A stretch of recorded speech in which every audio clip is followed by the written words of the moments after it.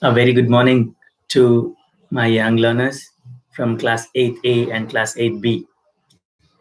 So, you guys have been tuning in for the live. I can see all of you here, but the problem is with the comment box. So, today we won't be able to interact with each other with the use of the comment box.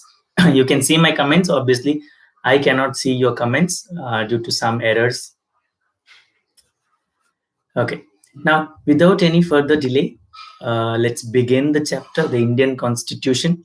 Now, remember, I had already made 2 videos on this one, the Constitution. But the first video was the introduction video, which I shared, and the second video that I shared yesterday. That video had why do we need the Constitution? The first video was the introduction about what is the word Constitution or what is a constitution. Then the next part is obviously the features of the Constitution. That's very important, but that I will deal later, as I wanted to clear the terms that you studied from the last 2 days. Right? We'll begin with what is Constitution and why do you need the Constitution. In the book, there are 3 comic strips explaining the reason why the Constitution should exist, and we will discuss about that also. Right? If you guys ready, if you want to note down anything from this live interaction, you can have a pen and a paper ready and you can note it down. It will almost take 30 minutes or less than that. So if you are ready, without any delay, we have 30 members today. Without any delay, let's begin the chapter. The Indian Constitution. Before we go to Constitution, let's think about some sort of rules. The game, right? For example, the game football. We call it as football. The Europeans call it as soccer. Right? In the game, you are very good in playing soccer. You would know if you get or accidentally touched by your hand. So you would be right? There would be some penalty kick or something like that, which the ref realized. So every game has certain rules. You take touching anybody, you would be considered out. Or if you do not touch the balk line and come back from the raid, you would be considered as out, right? You need to go, you need to touch the balk line and come back. Or if you don't say kabaddi, kabaddi, you will be given out. So every game has some set of rules. So what about our country? The country India is going to be governed with some set of rules. Those set of rules by which our country is governed can be called as the Constitution. Constitution is nothing but set of rules with which a government is governed. Government and the citizens. Constitution has relationship with the government and its people. It's not only for the government, it's also for the people. So Constitution is nothing but set of rules by which the government is governed or country is governed, right? Now, if you write all those in a paper or in a book, it's called a written constitution. Now, I had put the question that whether there is a country which doesn't have a written constitution. Nobody answered. I'm giving you the question today. Let's see whether you will be able to know, or whether you know it already, that there are countries which do not have a written constitution? Do they have a oral constitution? Well, they say that now our country has a written constitution. Constitution, obviously, on 14th April, the father of Indian Constitution, Dr. B.R. Ambedkar, its 129th birth anniversary was celebrated.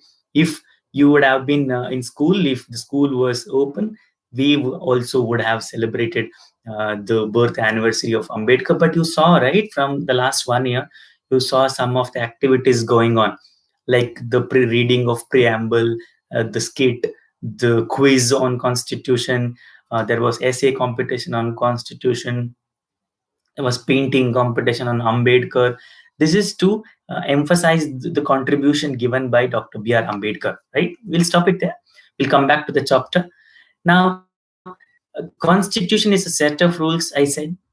It is written. When it was written? In 1934, the Indian National Congress, by that time the British were ruling India. So they thought that if we get freedom, independent, then we might need some set of rules by which the country should be governed, not the set of rules that the British have made, but the country should be governed by the rules which are made by us. We have made the rules, we should make the rules. So they thought they should give this responsibility to wonderful people, um, hugely experienced people who can handle this. So there was a constituent assembly formed, a constituent assembly formed to make or draft the constitution, and it was chaired by a person called Dr. Babu Rajendra Prasad. Eventually, you will know who is Dr. Babu Rajendra Prasad. Is the first president of the independent India, right? In 1947, when we got independent, he was elected as the first president. Now, he was the chairman of the Constituent Assembly. Remember, there is a confusion here. That is, who is the chairman of the Constituent Assembly and who is the chairman of the drafting committee of from the Constituent Assembly? People just write the answer that Dr. B.R. Ambedkar is the chairman. Yeah, he is the chairman, but there are two posts here, right? One, the Constituent Assembly. The chairman of the Constituent Assembly is Babu Rajendra Prasad, and the chairman of the drafting committee. There is a committee, drafting committee, one which gets to draft the constitution is Dr. B.R. Ambedkar. He is the chairman of the drafting committee. Now, why Dr. B.R. Ambedkar was given this responsibility? The history says that not only him, there were so many people, like 299 members, but he was the most experienced one, right? He was the most experienced one. What did they do? They sat together from 1946 to 1949, nearly 3 years. They sat, they drafted the constitution, they borrowed from some other countries. You might have known about the preamble, we read it, equality, liberty, fraternity, right? They borrowed it from some other countries, Irish, the US, France, England. Things were borrowed, good things were borrowed, and they made a constitution and they gave it to the country. The constitution was given to the country till today and forever after. We are governed with the constitution, the set of rules which are written in the constitution. That is the second part of the chapter. What are the features of the constitution, and what are the provisions that we have got? In a very rough sketch, we can say that we have got fundamental rights, fundamental duties in the constitution, that we will study in the next part. The first part, today's part, I will deal with the videos that you have done already. You have seen the videos, so let's go back to the videos that you have seen, and I will explain on the content. Now, today, most of the countries have a constitution. While all democratic countries are likely to have a constitution, it is not necessary that all the countries that have a constitution are democratic, right? Now, constitution serves several purposes, a lot of purposes it has. Now, let's begin with the first one. First, it lays out certain ideals that form the basis of a country that we as citizens aspire to live in. There are certain ideals like equality, liberty, fraternity. We live in a country which gives equality for everybody, even if you are Ambani, even if you are Chaprasi, even if you are some sabji bechne wala or some other big shot, you're all equal before law. That are the ideals that is being set by the constitution, and we are living in a country which is being governed by the constitution. So the first one is laying out certain ideals. The second one is, now if you put it other way, the constitution tells us what a fundamental nature of our society is. That's what I was explaining now. A country is usually made up of different communities of people who share certain beliefs, but may not necessarily agree on all issues.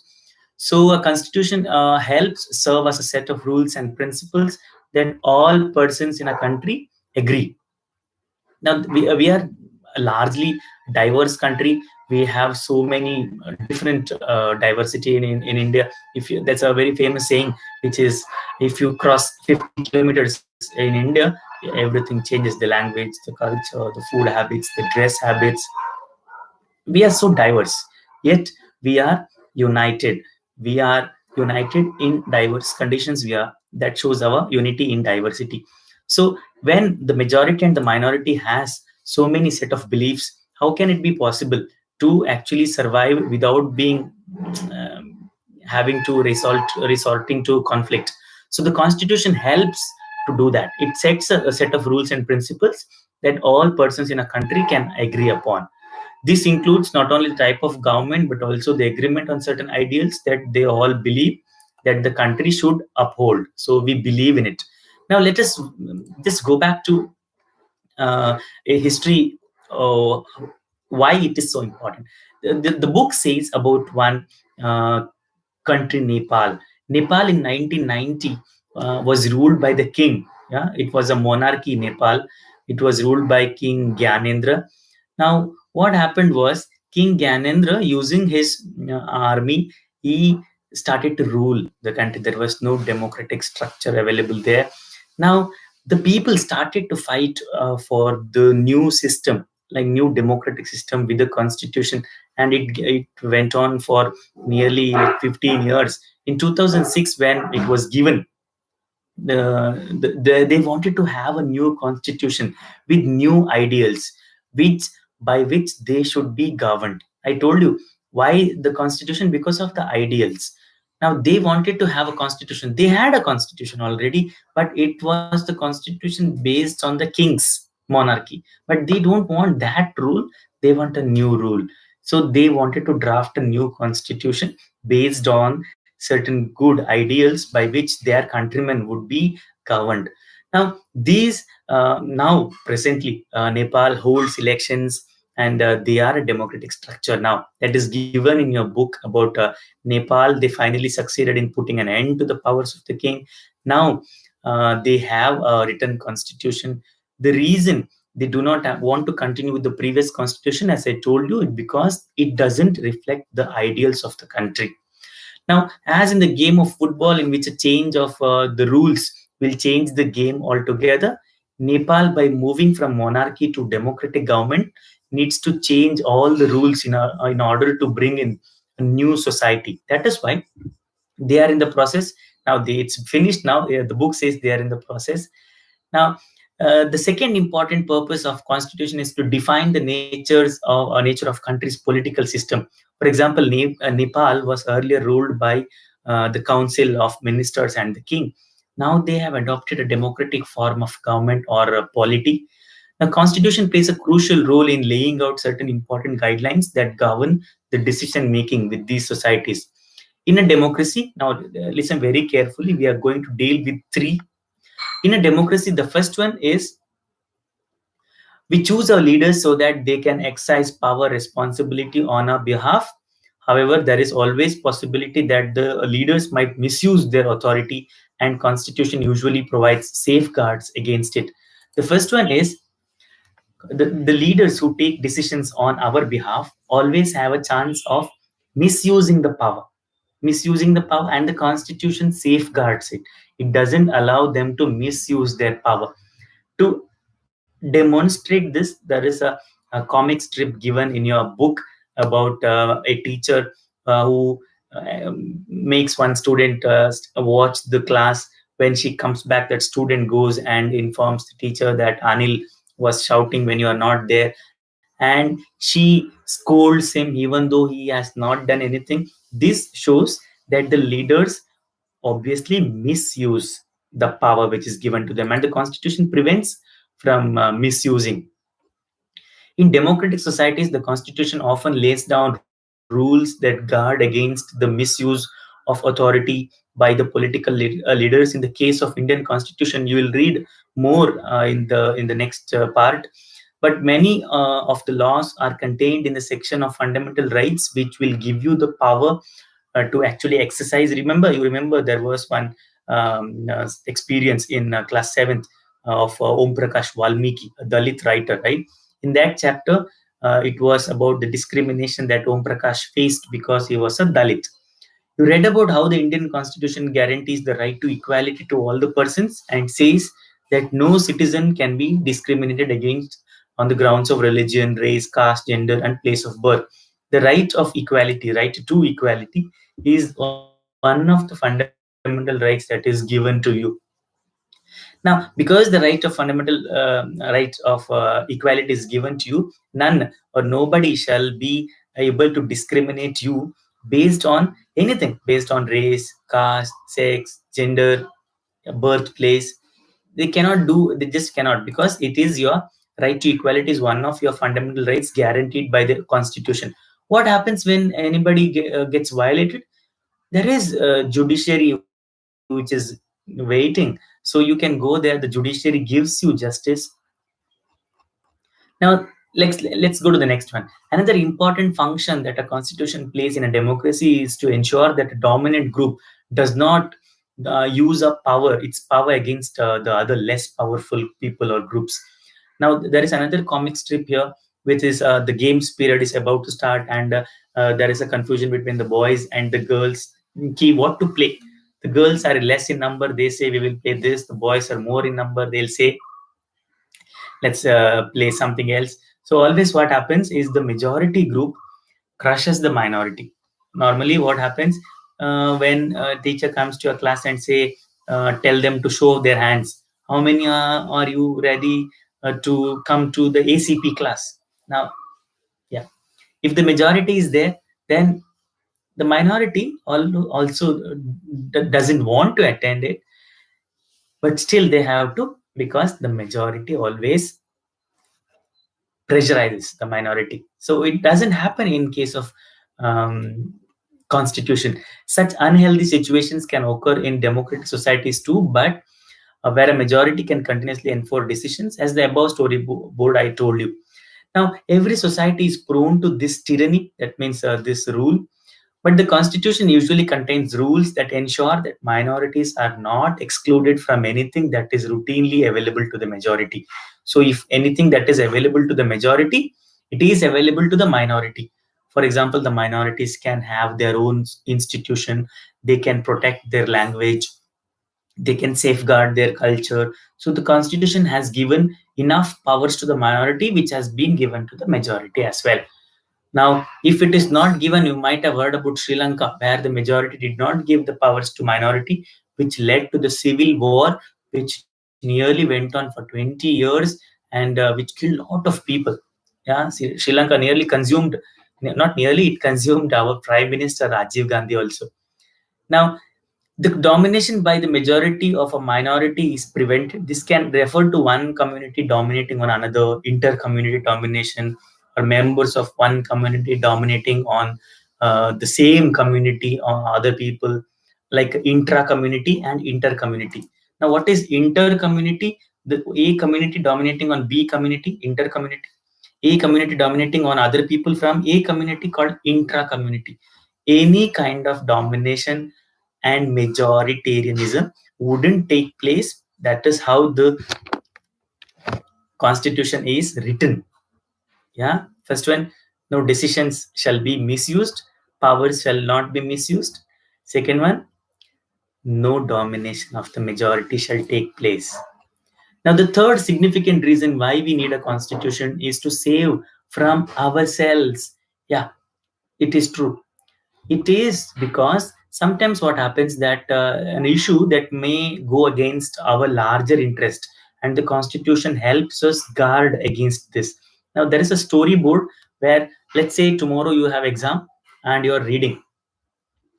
When you're reading, you will be reading and you might be thinking that हाँ अभी programme आने वाला है 9 बजे को, रामायण है, महाभारत है, गट्टी मेला है, या कुछ और है, जोते जोते एली है, या क्योंकि सास भी कभी बहू थी, बिग बॉस है, WWE है, तो मुझे वो देखना है.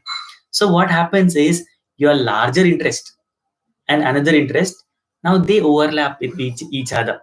Now you want to go watch TV and you cannot study. If you go and watch TV, you cannot study. If you do not watch TV, you may study. So the storyboard says one girl who is stuck up with the dilemma of either watching a TV or studying. She goes back and she ends up not watching TV. When attempts the exam, she will see the questions have come from the chapter she studied. So ultimately resulting that her decision was the best, right? In the long term. In the short term, you may feel that you missed Big Boss, but in the long term, it is always better. Similarly, the Constitution also helps us to protect against certain decisions that may or might take that could have an adverse effect on the larger principles that the country believes in. For example, let us say it is impossible that people who live in democracy believes in one day that no, we are tired of democracy. Now let's bring dictatorship tomorrow, right? Because dictatorship is good.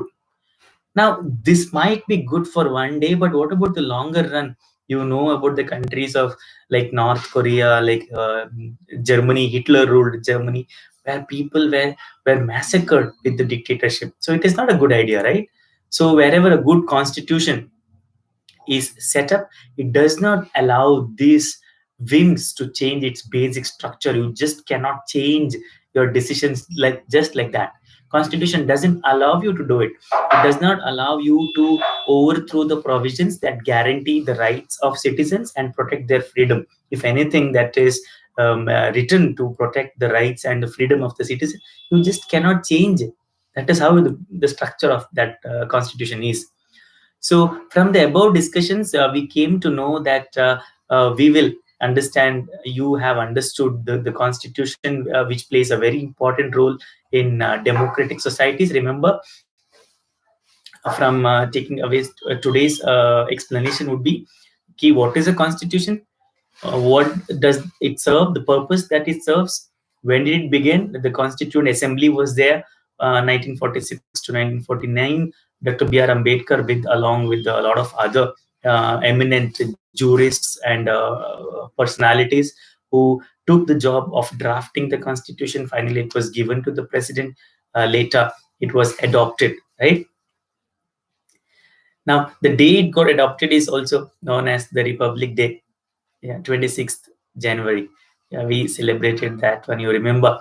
Now, the 3 comic strips or storyboards given in your book explained why there is a need of constitution. In between, there was an example given of Nepal, where the country changed from monarchy to democracy, and there was an example of the rights using the example of Valmiki's experiences. So Om Prakash Valmiki's experiences. So that brings us to the first part of the chapter. The second part is the features of the Constitution, the ideals that have been written in the Constitution, and the fundamental rights of the Constitution. That part we will deal in the next class. I'll be giving you the video tomorrow. We will have a video. I am hoping to have a Google Meet only if there is doubt. If there are doubts, we can have it in a group. Otherwise, it is impossible because of the connectivity issues. The Google Meet obviously will be a waste of time. So that's what I think. Whatever you think, you can put it in the comment box. Obviously, I can see, maybe I can see afterwards. So thank you guys for tuning in. It's 36, and I hope 8th C and 8th B are listening very carefully. If you have any doubts regarding this, please reply back to me. If there are no doubts, then it's really good. Now, till tomorrow, till the next part of this video, the Indian Constitution, it is namaste from me. Goodbye, take care, and as always, stay safe and stay inside.